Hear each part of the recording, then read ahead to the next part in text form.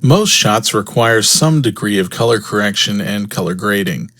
With Adobe After Effects, you can easily remove color casts, brighten images, and change the mood of a clip. In this lesson, you'll use a transition to move from one clip to another.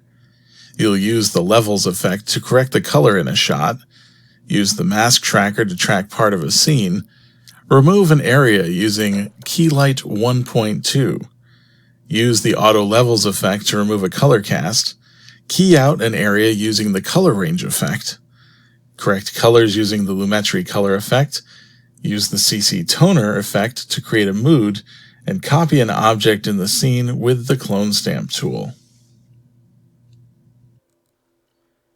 In this lesson, you're going to use these three files. You'll have a Storm Cloud file, SuperKid01, and SuperKid02. So make sure you have those downloaded. So then click File, and then New Project. And then just click File, Save As, and we're going to title this Lesson 10 _ finished. If I can type finished. And then click Save. So we're going to create a new composition based on the two SuperKid movie files. So click File, Import, and then File. Go to your Lesson 10 wherever you have everything saved. I have an Assets folder. Click on Storm Clouds, hold down the Shift key so everything, and then click SuperKid 2 so they're all selected, and then click Import. In the project panel, click over here to deselect everything. Then select, let's drag this over so we can see the names. Select the SuperKid01 movie. Hold down the Shift key, select the 02 movie, and then drag them into Create a New Composition button right down here. And you have a new composition from selection. So let's do the following. Make sure single composition is selected. In the options area, we want the SuperKid01 movie. Select sequence layers right here. Select overlap. For duration, we want that to be 18.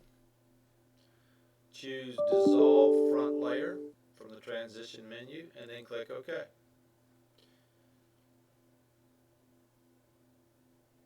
When the sequence layers is selected, After Effects places the layers in sequence rather than placing them both at the start of 0. You specified an overlap of 18 frames in a transition so the first clip dissolves into the second. So you can see here on the timeline that when you get to right here, they overlap and it's going to dissolve right there. After Effects creates a new composition name for the superkid.mov file and displays it in the composition and timeline panels. So click up here on this one, hit enter, and then we're going to type Taking Flight and press enter again. And that will accept the change. So press spacebar to preview the clips, including the transition. You can see how it dissolved. So it dissolves right there, has a transition.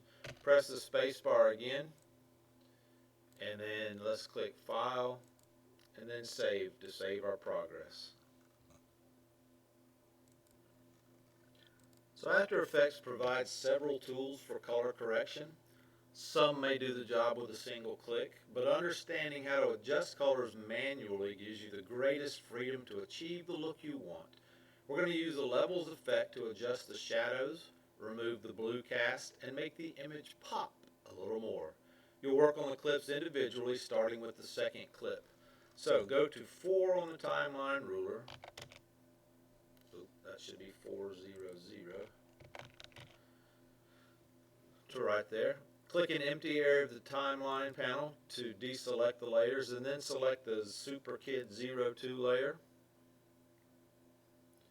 Press enter and rename that wide shot, and then press enter. That accepts the new name. With that wide shot layer selected, choose effect and then color correction and then levels, individual controls. Make sure you select the individual controls.